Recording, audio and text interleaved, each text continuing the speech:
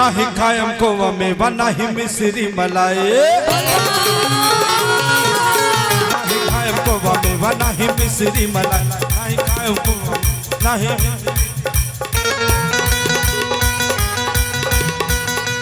भंगिया तू पीस के लिया दाना एक देश के मम्मी एक देश की मम्मी बस पावर भाग किया दाना एक देश के मम्मी बस पावर भाग किया दाना। अरे किसका चश्मा टूट गया? चश्मा टूटा नहीं है ना? चश्मा ठीक है ना? अभी आप पहन लो, पहन लो। गणेश का पापा बना देंगे तुमको, पहनो। भंगिया बढ़ेर पिसत पिसत होला दे और भंगिया बढ़ेर पिसत पिसत होला दे और भंगिया बढ़ेर पिसत पिसत होला दे तुमको होला बड़े दुख में सहाय ना। और ऐसे नहीं, कितने लोग बनेंगे गणेश के पापा? जरा हाथ उठा के बताइए, गणेश के पापा कितने लोग? अरे सभी लोग हाथ उठाओ भाई। एक मिनट। अच्छा एक मिनट। अच्छा गणेश के पापा कोई नहीं? चाचा?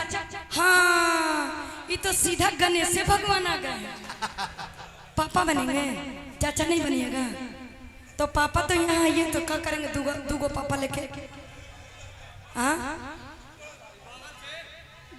खुद गणेश के पापा हैं। आइए हम लोग दोनों झूम के नाचे। एक गणेश के पापा, एक गणेश के पापा, हम सही भांग पिसाई। एक गणेश के पापा, हम सही भांग पिसाई ना। एक देश के मम्मी बस पावर भाग किया दाना। क्या बात है, झूम कर। जय प्रेम से बोलिए शंकर भगवान की।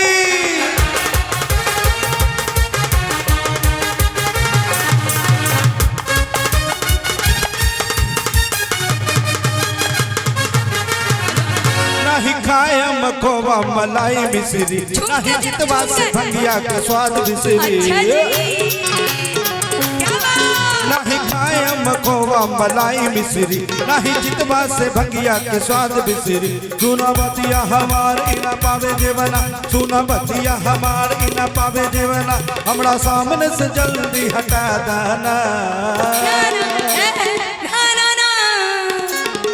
एक गणेश के मम्मी बोली ना, एक गणेश के मम्मी बस पावर भाग किया दाना। एक गणेश के मम्मी बस पावर किया दाना। मोर भंगिया के मनाई दे रे भरना, मोर जोगिया के मनाई दे। मोर भंगिया के मनाई दे रे भरना, मोर जोगिया के मनाई दे। और बात मेरी बिगड़ी बनाई जा हो भोलेनाथ, बात मोरी बिगड़ी बनाई जा। मोर भंगिया के मनाई दे रे भरना, मोर जोगिया के मनाई दे। मोर भंगिया के मनाई दे रे भरना, मोर जोगिया के मनाई दे।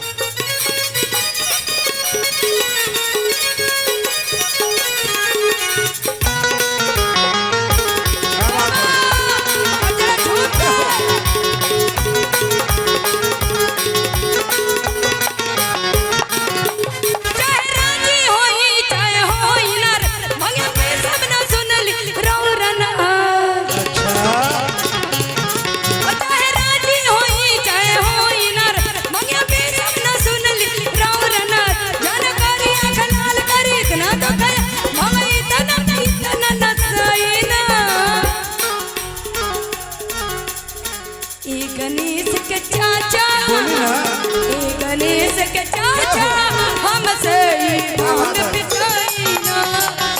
गणेश के पापा, हमसे भांग पिसाई ना।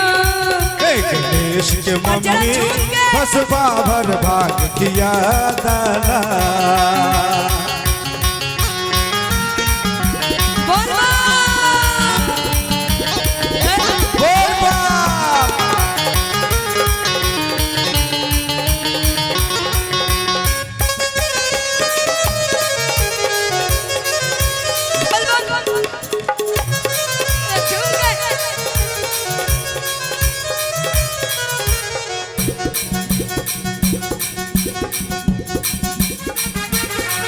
अच्छा भंगिया न देबू त गांजा मला काम मेहनत के काम भाई जल्दी कला अच्छा भंगिया न देबू त गांजा मला काम मेहनत के काम भाई जल्दी करा खोज कहावा चिलाम लेके आवे मारीदा खोजा कहावा चिलाम लेके आवा मारीदा बस 4 चिलम भर के लिया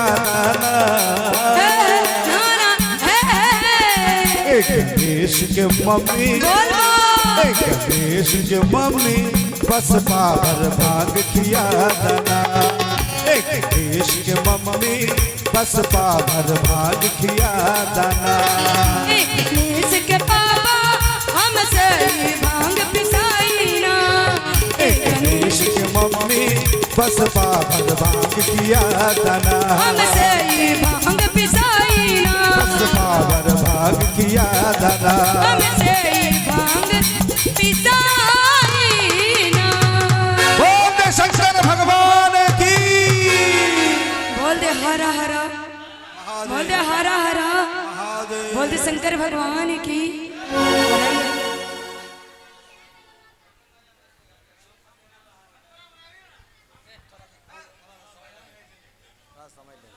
हेलो और चलिए बहुत बहुत शुक्रिया और बड़ा ही प्यारा से भजन आप लोग सुन रहे हैं अच्छा लग रहा तो मैं चाहूंगा एक जोरदार ताली हो जाए ताली में कंजूसी नहीं होना चाहिए है ना बेबी जी आप ऊपर ही रहिए ना आइए ना अरे हमारे भैया हैं संजय हिसारिया जी और चाह रहे हैं कि कुछ कलाकार जो हमारे बीच आए हैं उनको सम्मानित करना चाह रहे हैं है ना कुछ अंग वस्त्र देकर हमारे कलाकारों को सम्मानित करेंगे बंटी जी आप भी आ जाइए दीपक जी आ जाइए मंच पे आ जाइए आप भी और मनोज जी आप तो मंच पे है ही अय है क्या बात है आप पक्का लगता है कि मार करवाइएगा है ना आ जाइए चलिए बहुत बहुत शुक्रिया और हमारे बड़े भैया संजय हिसारिया जी और चचा का नाम तो हम जानते नहीं है क्या बात है गोपाल सुल्तानिया जी आप भी मंच पे आ जाइए प्लीज और हमारे चाचा जी काफी प्यार और सम्मान दे रहे हैं कलाकारों को बहुत बहुत शुक्रिया इसी तरह से प्यार बरसाते रहे हैं कलाकारों के लिए है ना और काफी अच्छा लग रहा है ये प्यार पाकर सम्मान पाकर ये बंटी बनर्जी हैं जो कि बंगाल की सरजमीन से चल के आई हैं और बहुत अच्छा गाती हैं ये हैं मनोज राज बहुत अच्छे फनकार हैं इनका बहुत सारा वीडियो आपको हमारे YouTube चैनल पे मिलेगा श्री माही म्यूजिक पे और आ जाइए बेबी जी आ जाइए अरे हाइट काफी कम है लेकिन नहीं हाइट कम है लेकिन नजर में आ जाते हैं है ना चलिए बहुत बहुत शुक्रिया जोरदार ताली हो जाए हमारे भैया के लिए दीपक जी आप भी आ जाइए प्लीज क्या बात है ये हमारे दीपक जी हैं बहुत अच्छा गाते हैं बहुत अच्छे फनकार हैं और अक्सर हमारे साथ ही रहते हैं और चलिए बहुत बहुत शुक्रिया हमारे चाचा जी ये है आर के माही जी ये जो ग्रुप देख रहे हैं इनके ऑर्गेनाइजर यही हैं आ जाइए बंटी जी आप भी आ जाइए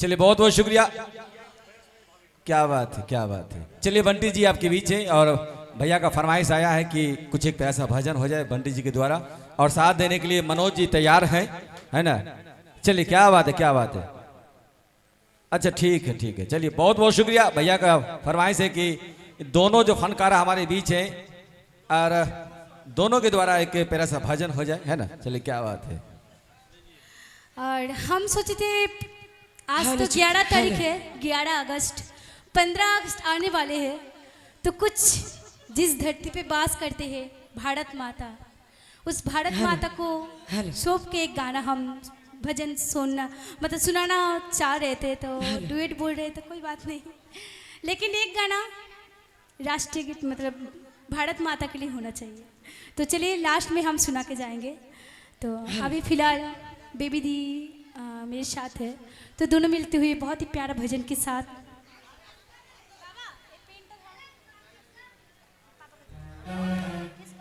हेलो हेलो हेलो हेलो ए साउंड वाले चाचा कहाँ गया हमको मिल गया वो बोला साउंड वाला चाचा कहाँ गया? हेलो। तो बोले झूमने वाला कि घूमने वाला? हेलो हेलो झूमने वाला। हेलो हेलो हेलो तो चलिए राष्ट्रगीत का चाहत आए हैं भैया जी, चल जाएंगे। और बहुत बहुत धन्यवाद इतना सम्मान देने के लिए, आप सबको बहुत बहुत धन्यवाद, थैंक यू।